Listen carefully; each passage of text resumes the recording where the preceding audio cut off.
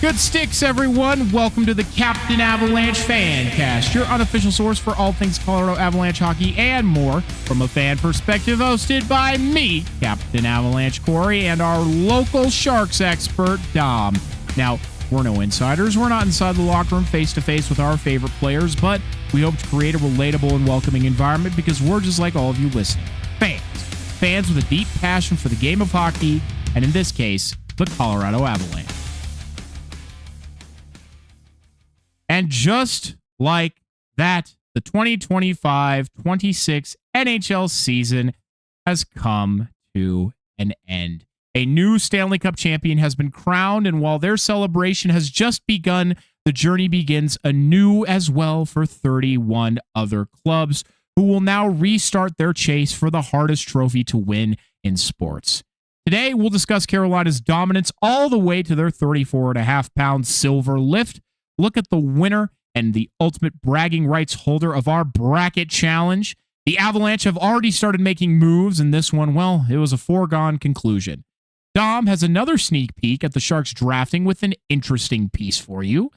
We revisit a missed discussion from last week with the NHL coaching carousel, and we take some time to reflect on this season, both from the Avalanche perspective and the podcast side of things, and discuss with you, our loyal and amazing listeners, what's next. This season is coming to an end and more on this week's episode of the Captain Avalanche Fancast. First, we want to give a shout out to our new followers that we've picked up on Spotify and our other platforms. Thank you for clicking that shiny follow, subscribe, whatever the plus button might be on the platform that you enjoy hearing us on the most. That means the world to us, so thank you. And if you listen to us every week and you haven't already hit that follow button, well, please do. It would definitely help us out a lot. It helps us more than you know. It helps more people hear the goofy stuff we have to say and helps us spread our fandom of hockey and grow this community. So share it digitally and, of course, share it mouth to mouth with your dog, your grandma, your cat, your goldfish, whoever is going to listen to you. Heck, if you are a family member of an Avalanche player, tell them to listen to this show, because most of the time I'm glazing them anyway, so I'm sure they'd love to hear what my goofy ass has to say. But we're going to jump right into it right away with the Stanley Cup.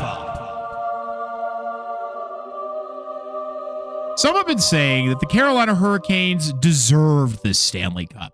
That was my first thought as well, but I don't think that does accurate justice to the incredible roster construction, cap management, world-class coaching, and team buy-in this club has.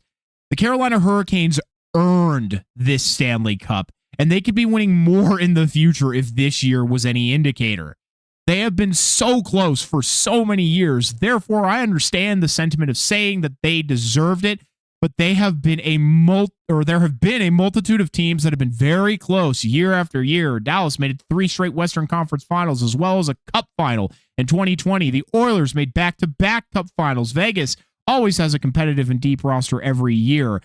Then you have Carolina, who always seems to have the best team in the East but could never get over the hump. Even getting back-to-back sweeps in round 1 and 2 was not enough to convince some that they were about to put together one of the most dominant runs to the Stanley Cup in NHL history. But to say they deserved it, I feel undercuts just how incredible this team was and is. This victory has been years in the making, years of heartbreak, but years of intelligent building and trading. The scariest part is the Canes can essentially run it back next year with all the same parts that made them successful with room to add. So let's get into it. What is so funny about the Canes to me is because of their GM, Eric Tolsky, who, yes, I now agree, of course, the fact that he didn't get nominated for GM of the Year with the roster and cap he put together is astonishing. But because of Tolsky's obsession with analytics, they are such a moneyball team. I've spoken about this outside of the show, but Carolina really does just have a collection of guys, of dudes. Some of the most non-hockey sounding players you have ever heard in your life. They have a Jackson Blake and an Eric Robinson, Taylor Hall, a guy named Seth, Jalen Chatfield, Sean Walker, And yes, they still have plenty of hockey-sounding names, but you get the joke here. But it is the right collection of guys that when you put them together, it works seamlessly and brings you unprecedented results. The truly insane thing that I want to dive into here is the fact that no one on Carolina makes more than $10 million. Their highest paid player is Sebastian Aho, making $9.75 a year. Even their more recent addition to Nikolai Ehlers is only making $8.5. On top of that, they still have over $11 million in cap space to add players this offseason should they so choose to, should they so choose to. They have their own first-round pick for the next 3 years and Dallas's pick in the 2028 draft, which they got in exchange for Mikko Rantanen, in addition to one of the men of the hour, Logan Stankoven. Quick fun fact, learn that the Hurricanes had a choice between Robertson and Stankoven. I think they made the right choice. Now, can I jump in there quickly? Please. Because, well, first of all, yes, I don't know if I was talking about it, but I loved that he was not on Dallas anymore because the potential was always there.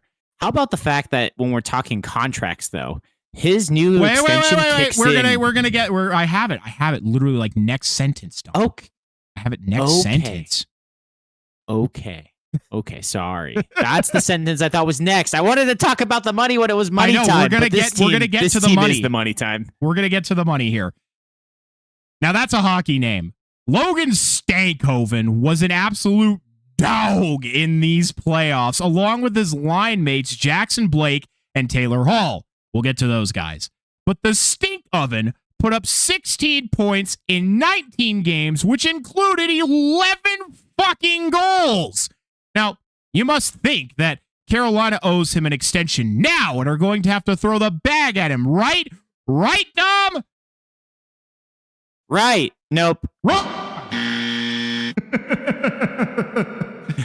They signed him. I messed that up. Yeah. They signed him to a nice 8-year extension after acquiring him, betting on him in the long term. And that doesn't even kick in until the upcoming 2026-2027 season.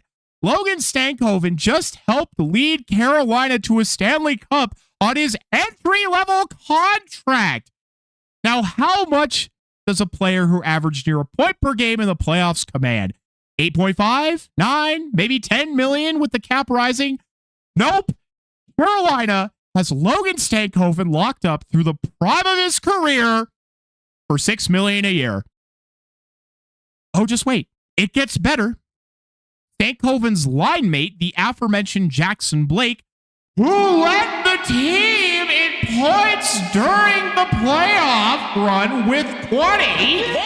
He is also just starting on a new 8-year deal at a rich $5.17 million AAV. Oh, then there is the stalwart vet Taylor Hall, who also averaged a point per game in the playoffs, who is still with the team another 2 seasons at $3.616 million. Let's just keep going. Their Olympic gold medal winning best shutdown defenseman in the NHL, Jacob Slavin, is on year 2 of an 8-year deal. Year 2 of an 8-year, $6.39 million deal. Then there's that guy who got them a shutout in the Stanley Cup clinching game, Brandon Bussy, the bus driver. 3 more years at $1.9 million. They have a single RFA in upstart defenseman Alexander Nikishin. And remember what I said? They have $11 million? Yeah, I think they'll be able to pay him too. This team is locked down. There is not a single bad contract here. The rest of the league should be quaking in fucking fear at the fact that this Carolina team just went 19-3 to their first Stanley Cup since 2006 and can just do this again and again and again. Okay, Dom, go. Ehlers signed through 2031. Aho, Jarvis through 2032. Defenseman? Oh, yeah, Keandre Miller. Remember when he was catching some strays in New York? No, he was crucial to this run. He and Slavin both signed through 2033. And then, of course, Stankoven and Blake through 2034. This isn't just next year or the year after that. This is a long-term build. These guys are all young. They're doing what Florida did, except for younger. So the entire Eastern Conference has to be quaking. And like you said, Corey, they still have their first-round picks. They still have money to spare. And so if they're smart, they're going to continue to find ways to add, make slight improvements, maybe move off of a couple guys at a point. Let's see if Jordan Staal wants to renew and continue on another couple of years, right? Their only UFAs are Freddie Anderson, who is 36. He might be nearing that retirement age, right? Nick Delorier and Mike Riley. So I don't think any of those guys are going to be breaking the bank either on long-term contracts. So you still have plenty of money to go buy guys that get you better. I mean, whether or not they need him, they have the type of cap space that they could actually be in contention for a Darnell Nurse type of trade if they wanted to, assuming Edmonton retains some. Since that's been swirling around the NHL news sphere, I just want to throw it out there as a hypothetical that I could see working here. Yeah, and I mean, none of the guys you just named are game breakers for them. I think the closest person is maybe Freddie Anderson, but again, at this point, I think Fred is probably going to go somewhere else for the last few years of his career, but he got his Stanley Cup. He has achieved that, so do what you feel is right for you at this point in your career. But I do think, that age is a bit of an off-putting factor because you're right. They're doing it younger. And Brandon Bussey is that younger. And he has the opportunity to really become their guy. And I mean, they still have Pyotr Kochetkov as well. And if for whatever reason, they find that, the goaltending isn't working out for them, they have the cap space and the assets available to go and get somebody.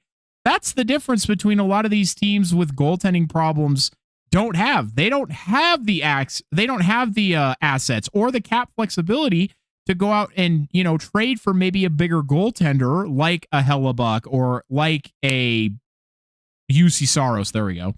Or like a Saros. But Carolina does. They can get whoever they fucking want as long as the other team wants to play ball. Right. They can. And that's where, funnily enough, they were given the choice between Stankoven and Robertson. They have the type of money that they could just go offer sheet Robertson. Yeah, true. They could. That's the thing is if this team is smart, yes, they have the recipe. Yes, it just worked. Yes, they just won a cup with the second fewest losses all time in the playoffs. But you got to be a little bit like what's made these other teams successful, like Vegas, like Edmonton, like Dallas, everything you said earlier, listing off those teams that have been consistently good. You got to keep getting better because there is some inherent good fortune that was on their side. It's always bound to happen. They didn't have a laundry list of injuries. You're not always going to have that guarantee. So with the type of money they have available, I'm really intrigued to see how they try to get better because I've heard how Kotkaniemi, for example, he's still signed for another 4 seasons, and yet he wasn't a huge factor. He's only 25. So that's the type of player that could be interested in more minutes that another team could be interested in and gives you even more space to bring in a high-profile player as well. 100%. Which I think leads me perfectly into the other big point about Carolina that I want to talk about today. And that's the fact that people are asserting that they just won without a true superstar 1C or a top pair D-man or without the natural superstars that other teams that often are considered true Stanley Cup contenders have. And I just don't think that's true at all. Starting at D, Jacob Slavin is a true top pairing defenseman. No, he's not a point stacker or an offensive powerhouse. He only had 5 points over these playoffs, but his fingerprints were still all over the place, particularly all over the cup clinching game. He was everywhere, and he was a consistent talking point. Not to mention the fact that there's a very good reason that Jacob Slavin was named to Team USA multiple times and will probably still be on Team USA in another 4 years. Jacob Slavin is the reason we have a discussion every year that we need a defensive defenseman award. Defensive defenseman only award. He not only excels in that type and area of defense, a lost art at this point, but leads in it. He is the best defensive defenseman in the NHL. No, he does not put up 20 goals a year, but it's easy to argue that he stops a hell of a lot more than those from happening over the course of an 82-game season. Ask any club if they would want Jacob Slavin on their squad. I have a hard time finding any that would say no. And for most, he would probably be that number 1D. I think that is indicative of a true number 1 top pair D status. When it comes to... And go ahead. Sorry, if we did have that defensive defenseman award, or if the Norris went to the best defensive defenseman, I don't think it's an overstatement to say that he would have at least half a dozen of those by now. Absolutely. This isn't something new. This is what his bread and butter is. And he's not flashy, right? Just like how Carolina is not flashy. It's not the style that people were excited about once we knew what the final was set. But it's effective. It's smothering. And it's really beautiful and it's mundane at the same time, you know? It is such a well-oiled machine that is effective, albeit regular, right? It isn't this crazy exciting thing, and Slavin is front and center of that, trying to neutralize any exciting heroics that an opposing team's wingers or center can put on. Yeah, I think that is a perfect way to put it. And that word, flashy, we will come back to that. Because when it comes to first-line superstar center, Sebastian Aho fits that mold. No, he is not putting up 100-point seasons like the few generational talents in this league, but those are arguably the rarer players. 100-point seasons are not an easy thing to do. Of the hundreds, literal hundreds of players in the who played in the NHL this season, only 8 of them put up 100 points or more, and they are the names we've come to expect. Then only 13 players put up between, not including those that we just mentioned, put up between 80 and 90 points. Sebastian Aho was one of those. Putting up 80 points in the NHL is not an easy feat to achieve in its own right. Not to mention that Sebastian Aho is also an Olympian, a bronze medalist at that. He just isn't the flashiest or most explosive. In fact, the production he puts up should be all the more astonishing given the fact that he was taken 35th overall in his draft. He's also in a system, Dom just mentioned, that doesn't prioritize or execute offense in the same way we see teams with those 100-point scorers on. But I also don't think that is completely outside the realm of possibility that Aho one day gets 100 points. After all, his highest regular season total is 89, and he's only 28 years old. While he didn't have as massive of an impact on this playoff run, he still had 12 points, and he also didn't need to with how deep and balanced this Carolina roster is. But to say that Carolina won without any true superstars, neglecting other top performers on their team, is just not true. Now, I do agree that you don't need a true elite number 1 goaltender. The Avs of 2022 showed that when they took down 2-time Cup champ Andrei Vasilevsky. But I think it's about having 1 or 2 of the ingredients. You don't need them all. You just need to know how to mix them in the right way. And Carolina, Eric Tolsky, and Rod Brindamore did. You need a team with culture. This is, and always will be, a team sport. Yes, superstars are incredible. We are blessed with both of our franchise to have them that we get to watch and root for. Yours of the past decade and ongoing, mine of the next decade, right? But it's not what this sport is built on. One player cannot be out there all the time. So it's great if you can have those in your recipe, but like you said, it's a team sport, and Carolina emphasizes that. And I like their culture, right? a guy that I'm not sure if we'll mention here, but Jarvis, his antics, the fact that he has friends who have come to see him at the Olympics, to watch him at every game, and he got to celebrate with them on the ice after the fact. Like, those are some loyal friends. That type of culture where you have an entire group of friends that follows you everywhere you're playing in competition for years. That's an intangible. And when you have these guys who just want to work together and have that common goal, it's such a major factor that is more valuable than $10 million or more can buy in a single player's contract, right? And you can't have that if you have a diva mixing up the culture of a locker room. Now, that's not to say that having a high scoring, like, offensive powerhouse that scores 100 points is going to make your locker room toxic. What Dom is saying, that despite Carolina not having one of those things, they have built an excellent culture that can get what is the equivalent of their players, get the equivalent of having a 100-point scorer out of all of their players, even though they're not putting up 100 points. Yeah. Exactly. Yeah, exactly. And you are at less risk, right? Because I guess I'm thinking of the Robertson thing. Yeah. And it's a bit, he's not necessarily a diva, but when you have these contract style holdouts and standoffs, it doesn't help create a good culture. I think you're right. Thank you for helping clarify that, Corey. It's not necessarily that all these stars are divas, but if the whole team's bought in and they don't need the money to buy in, that's telling right there, where they're bought into the true message and the brotherhood of it. Yes. Yeah, man, that Jarvis picture was my favorite, of him with all his friends laying down in the confetti. That was the best. I loved that, because I know my friends would do the same thing. You talked about the culture, though. One of my favorite little tidbits that they talked about, and I don't know how they never picked up on this, but apparently Brind'Amour worked into their workouts a cinder block lift that he called blue collar lifts. And it was a 35-pound cinder block that he made them hoist over their heads over and over again. And none of them knew that it was to prepare them for lifting the Stanley Cup when the time came around. I do not know how none of them picked up on that, but just a cool culture thing that is now coming out and around. So that's cool.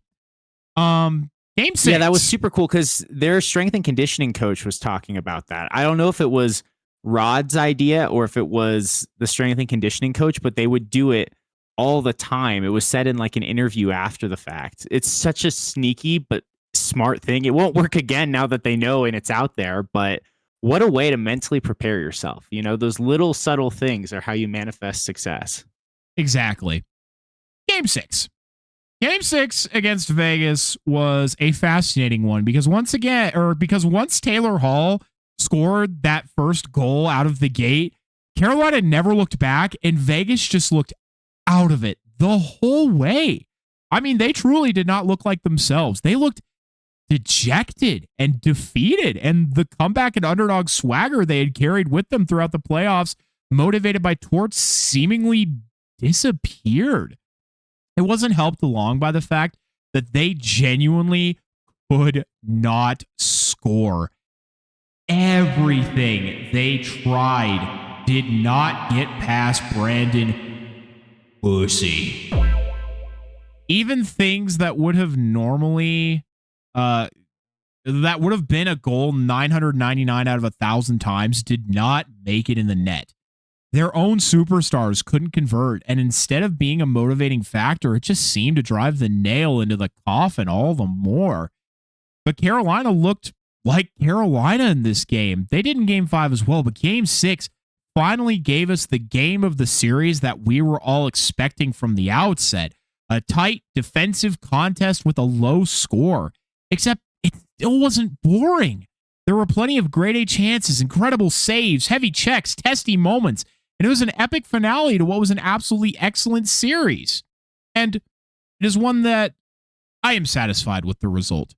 Rod Brind'Amour joining the list of people who won the cup as a player and a coach was excellent after being a part of almost every bit of success Carolina has had.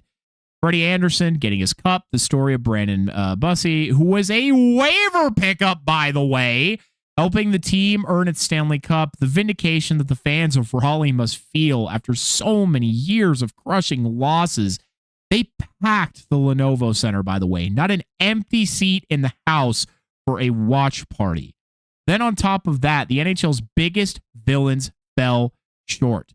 Also, a quick aside, speaking of, Jack Eichel, who I think plays a very similar style to Aho, by the way, and many would consider him a star in the NHL, was asked about Vegas being the most hated team in the NHL, to which he responded, and I'm paraphrasing slightly, that, quote, "You don't see Vegas on players' no trade list," close quote.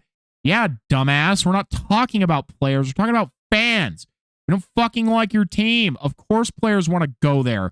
No state income tax and a culture of winning. No shit. But we, as fans, don't like you. Jesus. But I can't help but think what a series with the Avalanche would have been like, and I can't lie when I say I'm disappointed that wasn't the ultimate outcome. But congratulations to the Carolina Hurricanes, an absolutely dominant and well-earned Stanley Cup victory.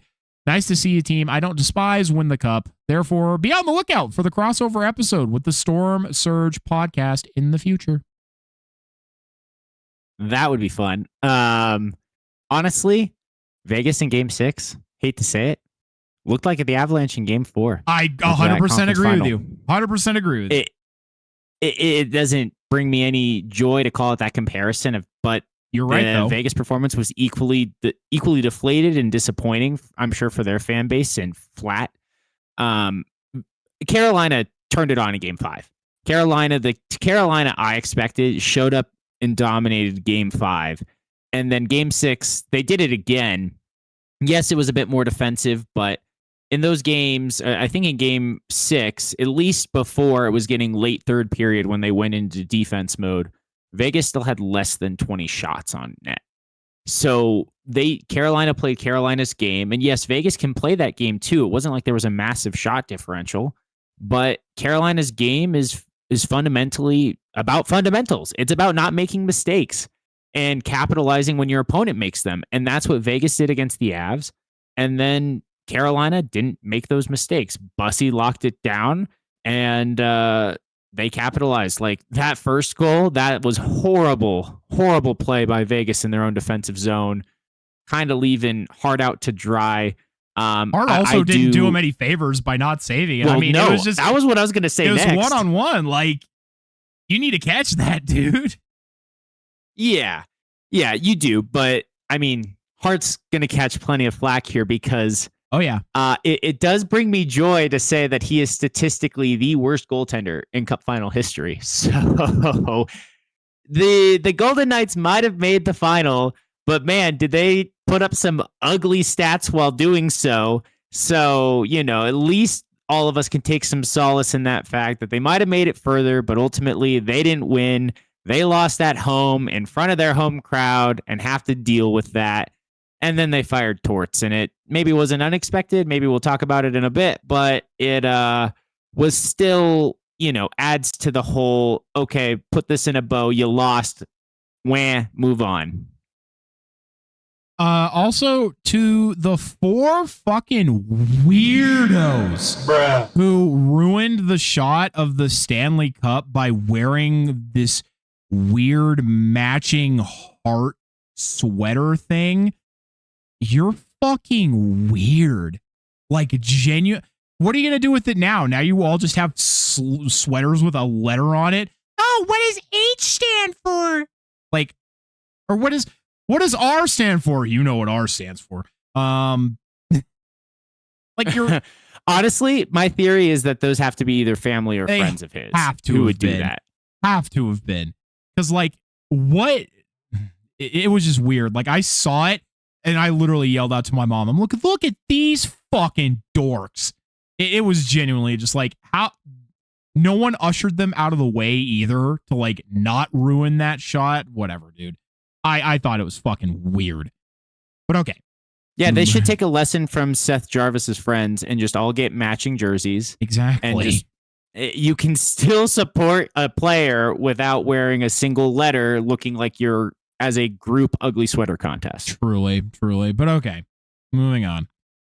we have kept you all in suspense long enough. Yes, it has been a few weeks, but we were all mourning over the Avalanche being swept by the NHL's villains in unceremonious fashion. But now is the time to reveal who has claimed victory over this year's edition of the Captain Avalanche what the fuck? Okay, try that again. Who has claimed victory over this year's edition of the Captain Avalanche Fancast Bracket Challenge. Thank you, Dom. So, embarrassingly, we're good. I didn't take dead last. But rounding out the bottom of our bracket, with all the love in the world, is WTF_Keeks bracket with a total of 90 points. And then tied in 8th is myself and No Chill Dill with 93 points. Shut the hell up. I'm sorry, guys. I'll stop using the soundboard. In 7th is my mother, Moose 1.0 with 116 points. Tied for 5th place is the Big BG's bracket and Go Avs Go ? With 131 points each. And then 4 through 1, no tie break, no ties here, all as it is. So number 4 is Dom from the Tank with 143 points. Good job, Dom. You are the smarter of the two of us here. That's just not true. I just finally got lucky with Carolina getting over the hump and making it to the final and winning it. I've been picking Carolina to win the Eastern Conference for like 5 straight years, so they finally did it. And then winning their third place by a narrow margin of just 3 points over Dom is my best friend, Avs Goated, with 146 points. And skipping over second because it'd give it away. In first place with 166 points is Natalie. Woohoo! Good job, Natalie. You are the smartest hockey fan among us all. In second place with 159 points is Avs fan 05045. So good job, Avs fan. But congratulations to Natalie. You have the ultimate bragging rights, and pretty soon your team will also give you even more bragging rights when they are crushing all of the opposition because they are just too damn good. So great job, Natalie. We're all proud of you. You are smarter than me. You are smarter than Dom, and you are smarter than a 5th grader. Just kidding. Everybody else in the Avs or the Captain Avalanche Fancast bracket challenge. So well done. Well done. Let's just for gits and shiggles really here. Quickly. Just so it's on the record, and I know this would bring her so much joy. Natalie, congratulations. You are the smarter sibling. You are smarter than me. You did a great job in this bracket, but in general, you are smarter than me. If when she hears this, / my mother hears this, it is now officially documented on the record, so there can never be any debate. I surrender that battle. Way to go, Natalie. Love you, sister. What? Okay, the official. Wait, where's the official NHL? Okay, yeah, NHL Stanley Cup Playoff Bracket Challenge. I want to see what the top. What is? Damn, the top ones had 395 points. Wow. I mean, that makes sense because you get so much. Anybody who picked Carolina was getting massive points. This dude literally called it perfectly almost. He just had games missed. Oh, but he got all the teams? He got literally everything perfectly, yeah. He even got most of the series correct. He had the Avs over the Kings correct. He had Wild over Stars correct. Vegas over Utah correct. Ducks over Oilers correct with the right number of games at that. And then he had Knights over the Ducks. He had Avs over Minnesota and then Knights over the Avs to go to the final. And then on the East side where he missed was Buffalo and Boston with the number of games. He got Buffalo right, but he said it would be a 4-1 series, so he missed on that. He got Montreal right 4-3. Wow.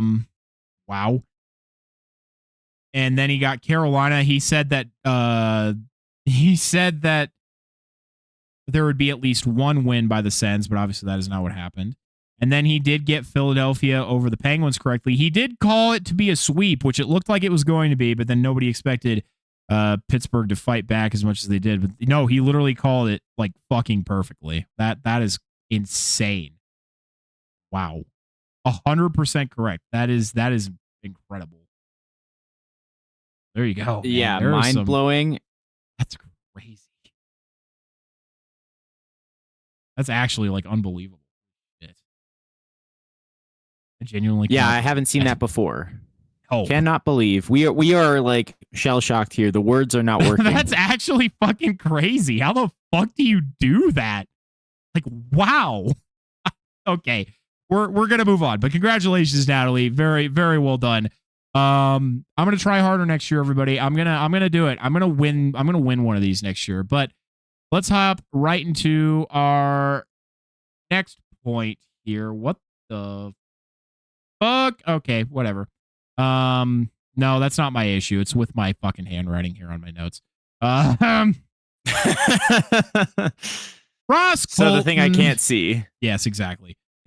Ross Colton has been traded. As we discussed the week prior, and as many other writers and analysts predicted, Ross Colton has been traded from the Colorado Avalanche in the final year of his contract. The full details of the trade read: the Colorado Avalanche are trading forward Ross Colton and goaltender Isaac Posh to the Nashville Predators in exchange for Nashville's own 2026 third-round pick and Colorado's 2027 third-round pick and goaltender Magnus Krona. So to dive in a bit here, the one third-round pick was actually Colorado's own pick that they now have reacquired, and they originally sent it to Nashville in 2024 in exchange for Juuso Parssinen. So just a fun one out there that ended up coming back, which you don't see terribly often. The goalie swap is a little odd to me because Colorado already has a bit of a logjam at that position with a promising future in both Trent Miner and Ilya Nabokov. Both Posh and Krona are goalies who have struggled in the pro scene after promising collegiate careers. Krona, in fact, was a champion with the DU Pioneers. And he was also drafted by the Sharks and sent to Nashville in the Askarov trade. So the Avs-Sharks connection continues. But to me, ultimately, it's just all assets for Colorado to spend, use, and flip.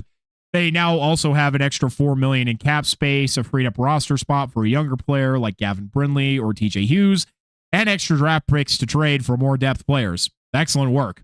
What is ironic or funny about this transaction is that Colorado already has a history of doing business with Nashville, but now it's exacerbated by the fact that CMAC now runs the operation in Nashville. Clearly, CMAC likes Roscoe, and who doesn't? I like him. He is a gritty, sandpaper type of player who likes to muck it up, and it gets him in trouble sometimes, but he doesn't back down, and he single-handedly created some excellent memes and reaction amongst Avalanche fandom. I will miss him. He just never quite reached the level that the Avalanche expected out of him. He is still a fine player, but I just think he needs a new environment at this point, and the Avalanche need to try something else, and with him being a cap casualty, that just made the most amount of sense. Certainly. And addressing the goalies thing first and quickly, I think a goalie trade here is just more so, like you said, both just getting a change of scenery. Why go for Krona? Because being with the DU Pioneers, this maybe is an environment that he'll have an easier time readjusting, play better. It's always good to have depth at goaltender, right? They take a long time to develop. Some analysts say draft one every single year, just because you never know when they're going to pan out. They take a long time to pan out often. So having increased depth there or a little switch up doesn't quite matter, but perhaps Nashville wanted Posh more. And so you had to just do the swap. I've also heard it said, though, for Ross, considering his underperformance. Run it. Hold on, run it back. You cut out right as you said. I've also heard it said that, and then it went. So try that again. Oh, of course it did. I've heard it said by some analysts that perhaps it was an overpay, actually, considering some of Roscoe's struggles. I've heard that as well. For the Avalanche, this has to be a win. You knew you wanted to clear cap. You got assets in return. This is the perfect move. But in particular, getting your own third rounder back for next year's draft is huge. That is the pick that is used in pretty much every single offer sheet. So when you have a lot more cap space next year compared to this offseason and might be going out there trying to pick up a player, that is a huge asset to have. That third round pick really matters. I'm not saying that's what Colorado's going to do, but we see that a lot more with teams trying to get their third rounder back. So to get 2 third rounders in the process for a guy who's, let's call a spade with how he's been playing bottom 6, feels like a great haul. And the goalie swap isn't going to hurt anyone with the prospects you do have. So massive win here for the Avalanche, and a win here for you, Corey, for making that prediction. I know many analysts did, but you still called it perfectly. Thank you. And I mean, yeah, I wish there was more to analyze this, everybody, but there really isn't. It's kind of plain and simple with what they plan to do with everything that they have here. Although Dom creates an interesting point that they could, instead of trading that pick, use it in an offer sheet move, but we'll ultimately see what they decide to do with it. Needless to say, I'm very doubtful that that pick will remain with the Avalanche through the 2027 third round draft. It's just not in their best interest right now to actually use it. Better to use it to acquire players that will help them win now, because that is the mode that the Avalanche are in. But, Dom, we were almost in trouble, because when I saw the headline read that the Sharks had swapped first-round picks with Buffalo for defenseman Michael Kesselring, I was about to roast GMMG for having his first god-awful trade of his tenure. But he was saved by it, he was saved because it was him trading. What the fuck was I trying to say? Oh, yeah, I see. But he saved it by trading the 20th pick for the 27th pick and a young D-man for this Sharks score. I do not think it would be wise for the Sharks to trade the second overall pick unless it was for Connor McDavid or Leon Draisaitl. Even then, I'd be weary. There's a lot of great talent available this year, and you want that to complement a young, growing roster. With that being said, I gave you an assignment this week, Dom. That being, why are the Sharks going to draft Ivar Stenberg second overall, and why is that the right choice? Why are the Sharks going to draft Chase Reed second overall, and why is that the right choice? And finally, who is an out-of-left field pick for the Sharks to draft second overall, and why is that the right choice? I can't wait to see what you've come up with. Therefore, I think we can confidently say that it's time for In the Tank with Dom. Well, thank you, Corey. It is great to be swimming around the tank yet again. I'll get to the homework here in a minute, but the pop quiz of Kesselring news, we got to address that first, I think, if that's all right with you. Yes, I agree. So, obviously, you mentioned it. The Sharks moved back 7 spots using the pick they received from Edmonton in the Jake Wallman trade. And Corey, to quote you, GMMG here, doing some amazing work. I'm not quoting you verbatim, but the fact that we got Wallman for future considerations, those exact words, turn that into the 20th overall pick, and now have been able to basically get Wallman for free and pick up Kesselring while still having the 27th pick overall. All of those things were basically free when you think about the fact that Wallman was free. So is that how it works exactly? No, but in hockey math, let's call it, a lot of free things here. So that's already a win. But ultimately, moving back 7 places when you're at the back of the first round here, it doesn't feel significantly different to me, because any player you're getting, you do hope to be making the NHL roster at some point in their career, but it's a project. It's not somebody who is going to be your top line forward, top pairing defenseman that you expect to just be ready in the next year to come in and make an instant impact. So the ability to add youth and replenish defensive depth with all of the free agents that we have coming out after this year, thank God as well. We need to get rid of some of our D. The fact that it's also young, team control as an RFA. Yes, we still have to figure out the contract with him, but he's an RFA. He's not going to be expensive. And most importantly, he's a right-handed defenseman, which is what we've been needing for a long time. What else do I like about this trade? GMMG likes him. That's good enough for me. But he has good size and he's a great shot blocker. And my career has emphasized getting larger and more physical. So Kesselring definitely aligns with that style. But why I mentioned the shot blocking is with Mario Ferraro expected to leave and go for the biggest money offer somewhere this offseason, he blocks a lot of shots. That is something that will need to be replaced, even if we expect Kesselring ideally to be a third pairing D-man. Maybe he's going to get second pairing minutes on a team like the Sharks. We shall see.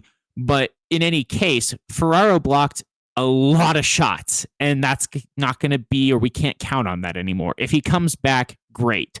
But if not, we do need to fill in some of that grit, and I think Kesselring brings that. I'll pause here for a moment. I have a bit more, Corey, but I wanted to give you an opportunity to jump in on what I've said thus far. Are you saying that Mario Ferraro blocked a lot of shots? Yeah, I am saying that. Maybe he broke his ankle at the end of last year, not this one, but last one. Yeah, Ross Colton actually did the same over thing. 100. Ross Colton did the same thing. He broke his ankle off of a block shot also. Blocked shot. It was like in game 79 of last year. That's crazy. But yeah, I like it for the term that it's like a youth thing, but it's also a low risk trade because you're still keeping yourself in the late first round. And he only has 2 years left on his initial deal. So, I mean, if he comes in, it's not really working out, he's not meshing well or not up to expectations, fine, move off of him. It's not a big deal in that regard. So I like the fact that I think GMMG here really is not getting himself into too much of trouble if it doesn't work out. If it does work out, great. You guys always have cap space to use and can extend him. So I see no risk here. Yeah, and actually he is an RFA this offseason, so 2 more years of team control, but there is no contract yet. But I imagine, again, being an RFA, he's not the type of guy I would expect to be offer sheeted. It's just a matter of the price. As it is, we are still below the cap floor with over $40 million in cap space. So paying him is not going to be an issue. I would expect a bridge deal that gets him to that unrestricted free agent mark, let's say 2 or 3 years, and then go from there depending on how this relationship goes. It is another GMMG rehabilitation project, a buy low, sell high. This is what he does because Kesselring was stuck in the D-man logjam in Buffalo, right? He was dealing with some injuries, but he just didn't get playing time because Buffalo has a lot of good defensemen and have been a bit of a factory for that, right? They've drafted a few. Like I said, yeah, they've got that depth. If I can't get Byram from them, I'll take Kesselring. I agree. It is low risk or no risk, really. It's a right-handed defenseman. We need that. Likely the bottom pairing on a good team, like I said, middle pairing potentially on a Sharks team. So he'll get some more minutes, have a chance to bounce back and increase his value. But again, we have so many guys going out. He is on the younger side. I don't know if this is necessarily if his value improves, you try to flip him. This could be if his value improves, then you do more than just a bridge. Like you extend after that bridge contract, and he could be part of the long-term depth at a reasonable price. He could be that minute-munching third pairing defenseman you need a couple years from now when he's in his early 30s and this team is in cup contention mode. The guy who has experience, has been with the team for a while, can be a leader in the locker room just by his experience and his time with the team. So thinking a little bit long-term there, but perhaps creating a very large pairing with fellow restricted free agent Mook Madulin as the left-handed defenseman. That would be a very tall pairing. I think both of them are 6'5". So you could have a big pair. When we think about what Dallas does on defense, they're still in contend mode. How do you compete with that? You can match that size right there. I mentioned it could be part of replacing Mario Ferraro, but actually I think this is the direct replacement, a younger Vincent Desharnais. More potential upside, a few years younger, plays that same large physical style as a right-handed defenseman. Not necessarily saying that Desharnais is going out the door based on his price. It might be cheap enough to bring him back, but that seems like the most direct comparable of what we could expect from Kesselring. So again, it feels like a no-risk upgrade. And on top of that, I mentioned Desharnais, right? I've mentioned Ferraro. We also still have Leddy and Klingberg, who are expected to leave in free agency. And on those last two, I have to say, yay, get out of here. Our defense sucked. We need to get better. So you can't really make it worse. So I'm all in. I'm happy with this. Love that it's cost effective, younger, and once again, could be a bounce back candidate. So even if it doesn't work out for the long term, Greer will find a way to get his worth out of him in a trade somewhere else. Totally unrelated.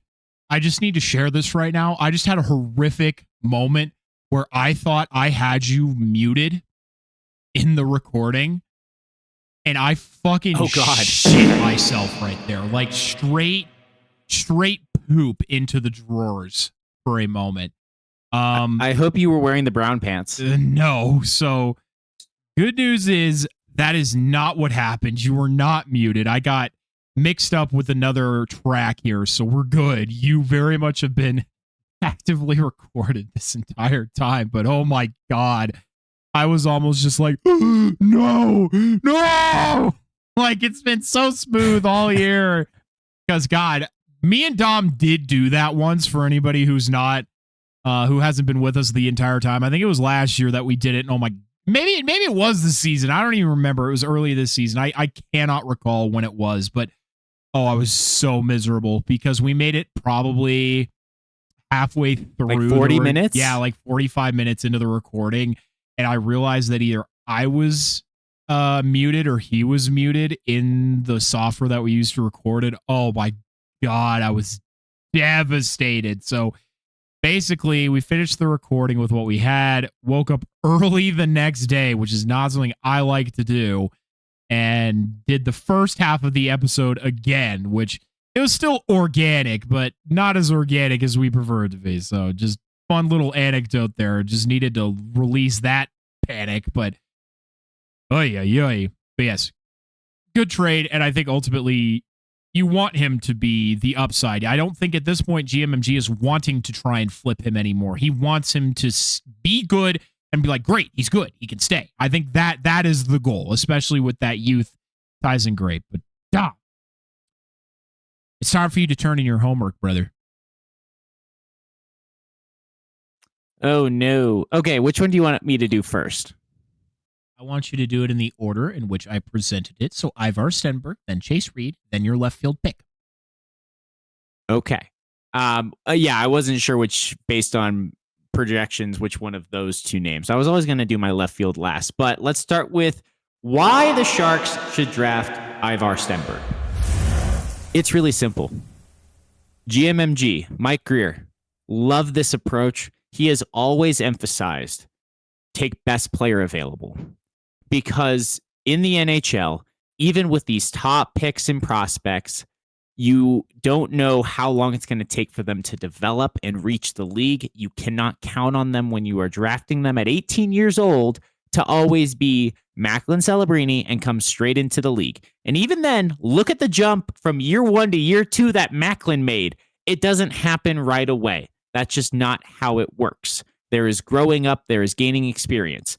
So rather than drafting for a particular need, you draft the best player available and trust it'll work itself out. You can then work around those best guys. It is easier to get that best player available in the draft and then go trade for the pieces you need to fill out your roster rather than the other way around. And Ivar Stenberg is, in my mind, the best player available at number 2, assuming Gavin McKenna is taken at 1. And there is a debate in my mind. The Leafs have said that they intend to take McKenna. Just one. Yeah.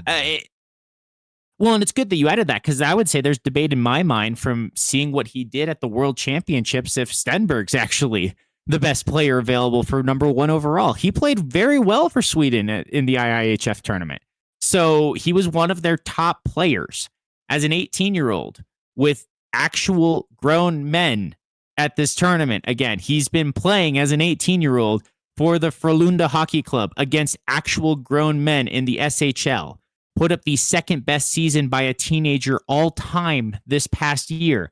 Again, against grown men. He is ready to jump into the NHL now. So when you want to take best player available, most NHL ready, it's Stenberg.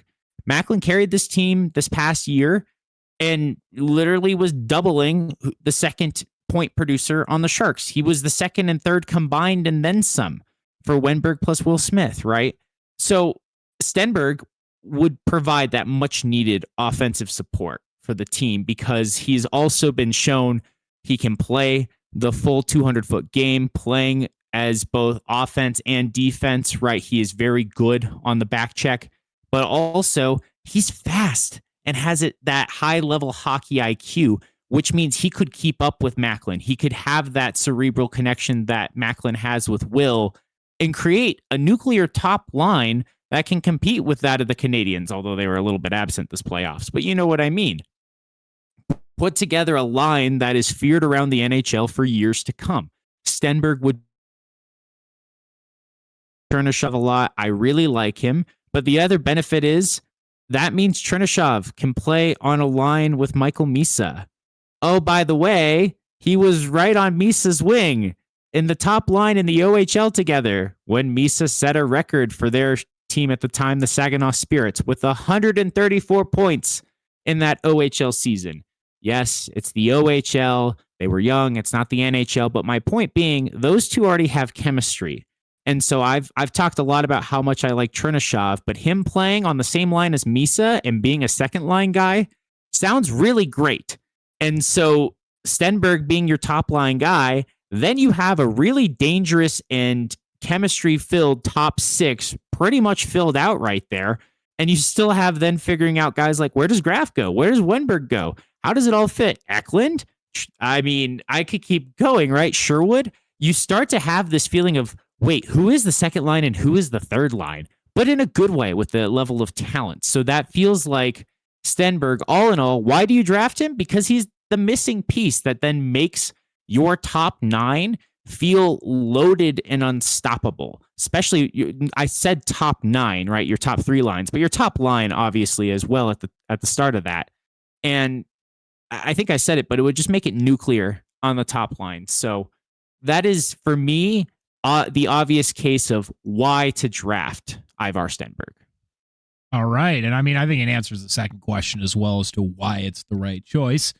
I like Stenberg for two primary reasons. One, because of that two-way play, and also because of his vision. And he's just fucking nasty with it. Seeing some of his highlights at the World Championships was incredible. I mean, just the wicked things that kid could see. Oh my goodness gracious me. And to be able to team that up with somebody else who has excellent vision in Macklin Celebrini is a recipe for a positive disaster. But I mean, it very much is similar to Montreal's top line, where you have your dominant two-way center who is more offensively minded, but still has that gifted defensive work in the form of Suzuki and or Celebrini. You have your pure sniper who can set you up, but is more of that pure goal scorer in Cole Caulfield or Will Smith. And then you have your third guy in who also has that two-way talent, who's big, who's meaty, and can just fucking put pucks in nets from angles you never thought were possible in Slavkovsky or Ivar Stenberg. So I like the comparison of these two lines together, and I hope to see them compete in that way for a long time to come. Couldn't have said it better myself. Only other thing to add there, since you mentioned it with his vision. Yeah, that's where I was talking about the IQ, the cerebral play.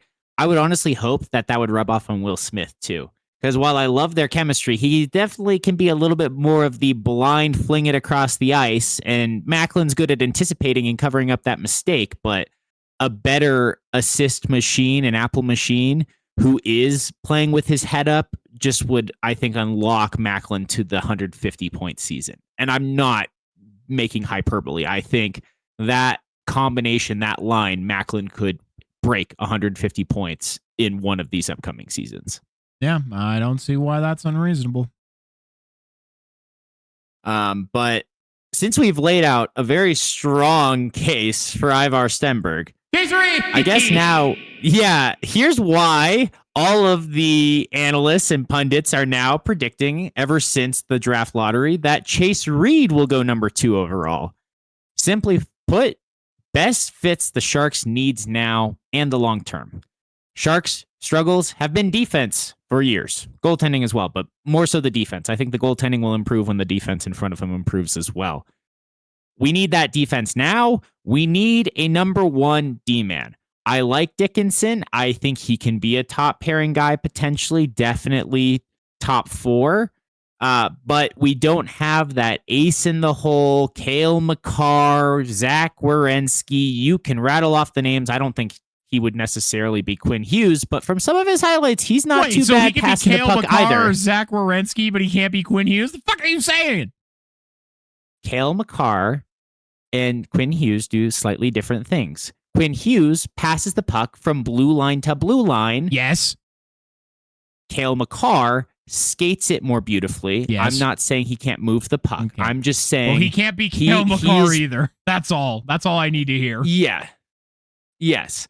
I guess my point being, I'm listing examples of ace in the hole, top pairing defenseman. Yes, I understand. I'm sorry. I'm listing the usual suspects. I got offended for no reason. I apologize. You're all good. But realistically, that's the thing is his passing needs to improve.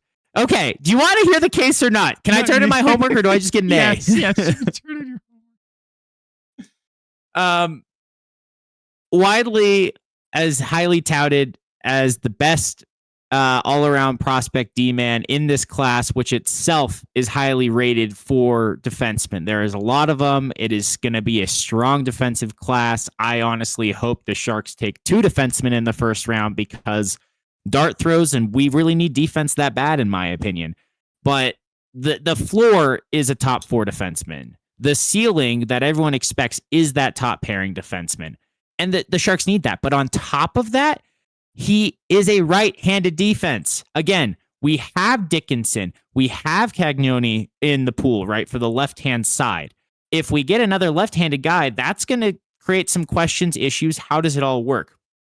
The right-handed one has been an issue on all pairings for years now.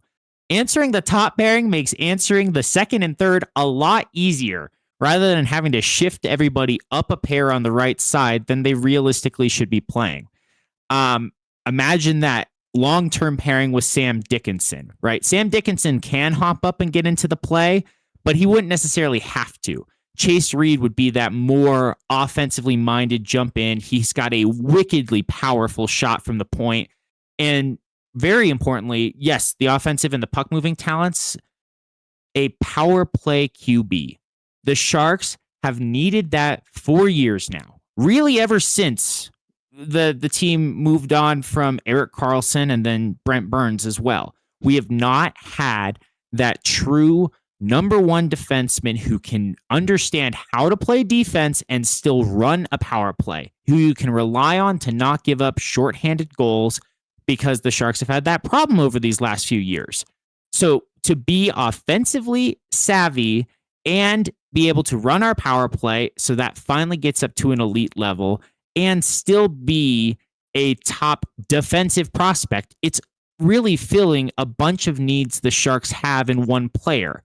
So while Stenberg fills the one need of answering your top 6 or your top line is locked up for good for the next decade, now Chase Reed can answer multiple questions or fill multiple roles the Sharks need, and therefore potentially has higher upside and value than Stenberg. This is the case for why Reed. So I am going to compare him here, because also getting that top pairing defenseman, that's harder to do. You can trade for a top line winger. We've seen it happen. The Mikko Rantanen deal proves that, right? You can go out and make a trade for a top 6 winger. It's a lot more difficult. I mean, sure, Quinn Hughes was able to be moved to Minnesota, but what assets do they have left to build a true cup contending team? It's a lot harder to go out there and get that top pairing, offensively savvy defenseman, because there's just so few of them. So that is the upside to Stenberg and where he could potentially have more upside. And then as just the final point in this case, in this upcoming season, it does have a bit of a pro and a con. So I'm going to end with this, Corey, so I can get your thoughts. He's set to play for Michigan State in this upcoming NCAA season.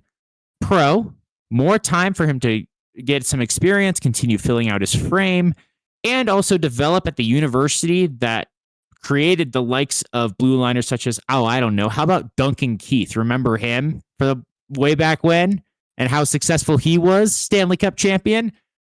Or more recently, Artem Lovshinov, who has the makings of a great prospect now for the Blackhawks, and I feel like is someone you've mentioned liking, Corey. So going to the university that has been able to do that with blue liners doesn't feel like a bad thing for him to do next year before then making his jump to the Sharks later in the season.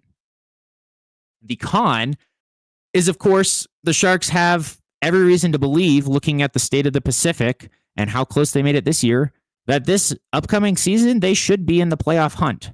And so you don't have Reed right away. Stenberg could start opening night. Reed, I don't think so, right? You are looking at a year's timeline. That's what they did with Dickinson. Maybe it's not exactly a year, but it's not something where you expect him to come in as an 18-year-old and be Matthew Schaefer. We're not saying that level of upside. But the counterpoint, he does have the potential to be that critical piece starting in another year, where when this team is in their cup contending years, 3 years from now, he could be that all-star defenseman that, again, is the gin card filling so many needs the Sharks have. So, Corey, your thoughts on defenseman Chase Reed, or CJ Reed, I found out is a nickname he has. Huh. It is so tough for me to say because I like Stenberg, and I agree with you that he has the chance to elevate Celebrini even further than Celebrini made it this year, which was already historic in terms of the Sharks. But I think back to what Gabriel Landeskog said following the Colorado Avalanche's 2022 Cup win. I forget who had asked him the question, but they were asking him about parity in the league and what do other teams have to do to win a Stanley Cup like you. And Gabe Landeskog said, I don't know, get yourself a Cale Makar, I guess. And boy, oh boy, do Cale Makars not grow on trees. And we've been seeing a lot more of that style of defenseman coming into the game lately, obviously, in the form of Lane Hudson, in the form of Matthew Schaefer, and they're succeeding, and they are massive difference makers for their team. And obviously, Cale Makar was a big difference maker for Colorado on that run. Obviously, he won the Conn Smythe.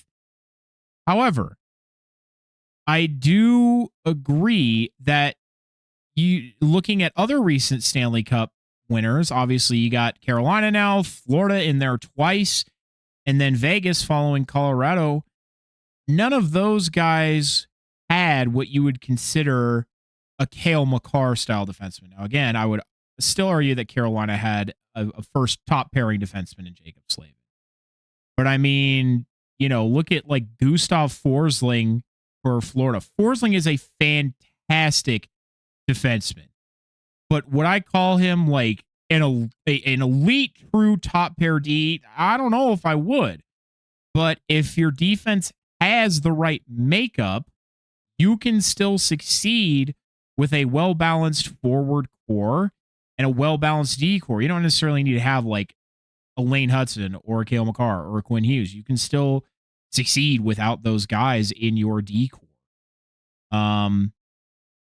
But I mean, it definitely doesn't ever hurt to have, because Montreal is going to be very dangerous going forward because of Lane Hudson. Obviously, they made the conference final this year and exceeded expectations, partially due to Lane Hudson's impact. So it's tough to say, because I agree with you that the argument, you could make it either way. But now that I've said that out loud, I think Stenberg is going to be the better choice. But you are right that it is harder to find a true number one dynamic offensive defenseman and trade for them than it is to trade for a top wing. So I don't know. That's my long-winded answer to that question. So to maybe recap, or to answer the part two of why Chase Reed is the right choice, Because you're right. I kind of blended those two together with Stenberg. And there's an argument I could have done that for Reed as well. But I do have a more clear statement here. And you kind of hinted at it or touched on it when you mentioned well-balanced. That is crucial. The Sharks have zero balance on our blue line right now. We have 2 defensemen signed who played in the NHL last year. That's it. We have Dmitry Orlov, who only has the 1 year remaining on his contract, and Sam Dickinson with 2 years remaining on his entry level.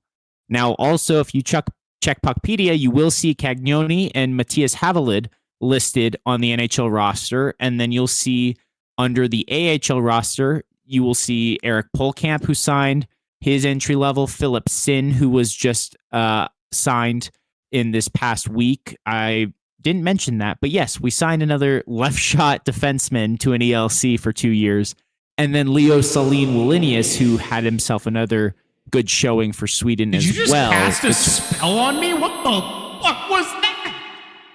A Swedish name. Oh my god, dude! I think you just cursed me or something. No. What was his name? Leo Salin Wallinius. Yeah, that's a Harry Potter spell. You're not convinced. I honestly look at his name and try so hard not to say walrus. I am the walrus. I think it's the Wallinius, and I just picture him as his name is Leo Salin, and he's a walrus, and that's how I get through it. But a Harry Potter spell works. But the point is, the Sharks don't have any balance. Yes, we just picked up Kesselring. Yes, we still have Shakir Mukhamadullin, right? Those are still restricted free agents. They need to get their contracts figured out. I have no doubt that they will get figured out, but the defense area is super weak. So why Reed is the right choice? Because you do have offensive balance, right? You do have this ability to rotate between your second and third lines. And we've shown, you have Colin Graff as a restricted free agent. Oh my God, Mike Greer, please just pay this man and keep him here for 6 years. Because he can play top line minutes if called upon. There's talk of Philip Kurashev going back to Switzerland. You pay him, keep him here, get him a bridge contract. He can fill in those depth roles if somebody else has to get shifted up the lineup. The point is that the prospects are starting to pan out. The depth on the offensive side is there now. With the acquisitions of Kiefer Sherwood, with the extension of Alex Wenberg, you have a bit more flexibility. Everybody loves to forget William Eklund. So there's a lot more balance there on the offensive side than on the defensive side, which has been uncertain. And we don't have a slam dunk top pairing defenseman. Can Sam Dickinson be that role? I'd like to think so, but is it a sure thing yet? Not really. So even if this one in Chase Reed is maybe more offensively minded, I would argue that Forsling is a top pair defenseman in the NHL, and on any team he would be. That what you said about Slavin, he is a top pairing defenseman. You need to have a number one defenseman. Successful teams have that, and the Sharks just don't right now. So even if he's not Cale Makar or Quinn Hughes, we need a top number one defenseman. So from doing my homework, as much as I love Stenberg and think he is the best player available, I think it's actually such a close margin between the two that when you factor in that as the Sharks get better and with the amount of depth we have in our prospect pool, right, having drafted in the last couple of years, we still have other prospects in Cole McKinney, who's a center. We still have, going back further, Quentin Musty, talking about him on the wing, Kasper Haltinen on the other wing, Philip Biestedt and Cam Lund from the year before that. These guys that have still been in the AHL, still been scoring well for the Barracuda, who've made the Calder Cup playoffs for a couple years in a row. So, again, when we're talking balance, I've convinced myself that Chase, even on draft day, he is not the best right now, best player available. And I mean, you're right. I think I kind of lost the fact that, Cale Makar, Quinn Hughes, Lane Hudson, all those guys, they are kind of unicorns in this league, and that doesn't take away from the fact that, for example, Devon Taves would still be a top pairing defenseman on most teams, and Forsling is still a top pair defenseman on most teams. It's just obviously they can't hold a candle to the talent that some of these top generational defensemen possess. So you're right. You know what I'm trying to say. But Tom, I am excited to hear who your out of left field pick is going to be. So please give it to me. It might be out of left field for Avalanche fans listening, but for those of you who are my Sharks listeners, my tank dwellers, you've heard this name before, I'm sure. And if you watched the Olympics and actually paid attention to any of the Latvia games, you've also heard this name. Alberts Smits. He is the most NHL-ready defenseman in this draft, period. Problem? He is a left-handed defenseman, raising those same questions about depth once again with Dickinson and Cagnoni and basically every prospect in the pool playing on the left-hand side. But Albert Smits is the most experienced, potentially the best defensive defenseman of the names I've listed thus far, right? Because also when people think of Keaton Verhoef or Carson Karels is another name I've heard, I think Albert Smits is the best defensive defenseman option who could be our Jacob Slavin equivalent, right? I don't necessarily say he's at that level, but he played very well for Latvia. Much like what I talked about with Stenberg, he has that experience playing against grown men. He has played in other areas of the world against top-level competition. He showed himself well in the Olympics, not playing for juniors, not just world championships, but the Olympics. He's the only one out of all of these draft-eligible players who was in the Olympics roster. So that tells you something right there on its own. So with Macklin Celebrini accelerating this rebuild, if you think this team is going to not just try to make the playoffs this year, but contend a year or two earlier than originally scheduled, he is the most ready to jump in right away, make an instant impact on defense, and potentially be that defenseman who could start this season, who could go to training camp and be able to be on that top pairing day one. So that is the third option that some people have as the third best defenseman. Some people have him as the fifth or sixth best defenseman, but the consensus is he should be going within the top 12 picks in this year's draft. Yeah, and I what I love about this draft is because of the fact that it's so loaded with both NHL ready talent and talent that is going to be good whenever they do enter the NHL. It's created such a mystery and discussion and, conspiracy and controversy on who is getting drafted where and when. And we truly don't know. The only reason we quote unquote know that the Leafs are drafting Gavin McKenna is because, they've sat down with him and they told him, Gavin, we're going to take you first overall. And even then, there isn't a full amount of certainty there. Fuck. Everybody was convinced that Montreal was going to take Shane Wright first overall the year that they ended up taking Uri Slavkovsky, and I think they made the better choice in that regard. It's just, you never know, and that's why this draft is fun, because not only it's not that there's questions on who's going to go where because, it's not a very deep draft class. No, it is that deep of a draft class, and so everybody's like, oh, who's going to go where, because there's so many good players that everybody wants, but you only have one. Well, unless you're I feel like if they hold on to that pick, I don't know who's going to be available at 27. It's too wide open, right? I don't want to try to do a whole mock draft. That sounds exhausting.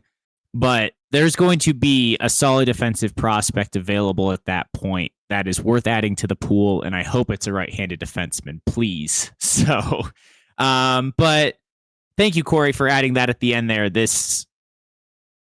Whatever they choose to do, it's going to be a win. GMMG knows what he's doing, and I trust him and what his plan is for this team. He's done very, very well, and that's an understatement for the Sharks ever since being put in as the GM. So I'm just excited at this point to see what happens. I've given those thoughts on the why, but now I'm here just anxiously waiting to see who it ends up being and where we go from there, what other offseason moves we do with all that cap space to see who we might sign and or trade for. Because also with talking about top line talent, here's another argument for why Chase Reed. If anybody can afford to go offer sheet Jason Robertson, it's the San Jose Sharks. Mic drop right there. Yes, very true. But I mean, depending on what you would need to give him, that's possibly 4 first-round picks going out the door. Yeah, that's a lot. I don't know if I want to do that. I'm just saying who can afford to pay him cap-wise, that we have that. I'm not saying we should do that, but once again, easier to fill the winger role than the defensive role is kind of the point there. To me, I feel like it would be better to try and trade for the RFA rights than to just offer. That is a different discussion for a different day. Thank you, Dom, for diving into the tank with us and dutifully completing your homework assignment. That was a fun dive in there just to see kind of where your thoughts were at. So there you go, everybody. Keep an eye out on the draft floor on June 26th. That's the day that you're definitely going to want to be paying attention. Obviously, the Avalanche do not have a draft pick in the first round. That went to St. Louis, I think. Yeah, that's correct. Yeah, they have it this year. So either way, though, because we're Sharks fans here as well, keep an eye out on that. But let us move right along here into a missed discussion last week, and that is the coaching carousel continues. Ooh. Mike Babcock should never be allowed near an NHL locker room again. Full stop.